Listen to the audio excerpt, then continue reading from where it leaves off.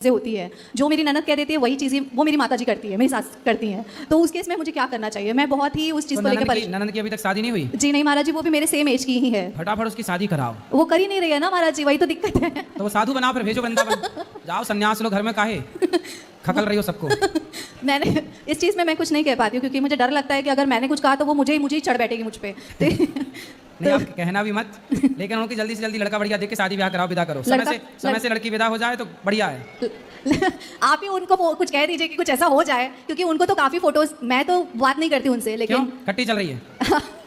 काफ़ी कुछ उथल पुथल हो चुका है महाराज जी, तो सासू माँ से भी हो चुका है उसी के चक्कर में। लेकिन मेरा मन नहीं मानता महाराज जी, मैं चाहती हूँ कि मैं एक साथ सबको लेके चलूँ, बट मैं कुछ कर नहीं पाती।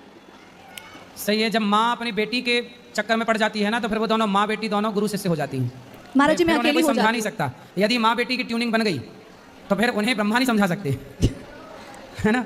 जैसे आज एक बेटी अपनी माँ को यहाँ छोड़ के भाग गई हमारे पास वृद्धाश्रम में, तो बेटियाँ यदि अपने, अब जैसे उसकी शादी भी हो जाएगी ना, तो पति के संग में नहीं रह पाएगी अच्छे से जी, क्योंकि वो जहाँ माँ और बेटी की ट्यूनिंग बैठी, फिर वहाँ दो परिवार बिगड़ते। अभी एक्चुअली वो कमा रही है ना महाराज जी, तो उन्हें ऐसा लगता है कि मेरी बेटी कमा रही है तो वो मेरा घर देख लेगी। अच्छा, तो इसलिए माँ शादी नहीं कर रही है? नहीं शादी करेंगे तो पैसा चला जाएगा।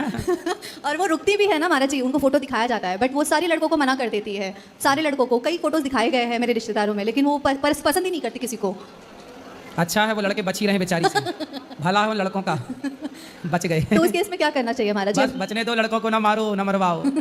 तो मैं अभी वहाँ से अलग रहती हूँ महाराज जी। आप अलग ही रहो बिल्कुल, क्योंकि बहुत दिक्कत हो गई थी महाराज जी इस वजह से। तो मैंने कुछ गलत तो नहीं किया, क्योंकि मैं अलग रहो। तो आपकी सास आपसे बात नहीं करती?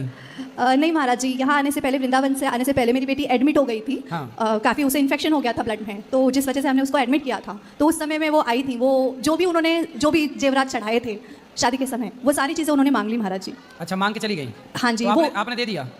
हाँ मैंने दे दिया, क्योंकि मैं ये नहीं चाहती, मेरे पतिदेव ने कहा कि हमें किसी की बदुआ नहीं लेनी है। सही है, दे दो। तो माँ लेके माँ आई थी कि ननद आई थी? माँ ने मांगा था। आपके पति कितने भाई हैं?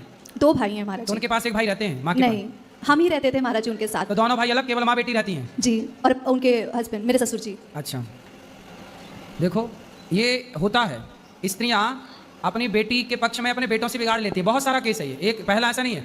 आज माँ को आजकल बेटे अच्छे नहीं लगते, बेटियाँ अच्छी लगती हैं, और बेटे बाहर कर देती हैं माएँ, बेटियों को घर में घुसा के रखती हैं। और सुनो, और बेटी भी अकेली चाहिए, दामाद को भी बाहर करा देती, तलाक वलाक करा, चल बाहर, केवल बेटी। ये है, ये बहुत सारे केस हैं। ये माएँ, इसलिए तो कहते हैं भारत में जितने भी तलाक होते हैं 90% लड़की की माँ की गलती से होते हैं।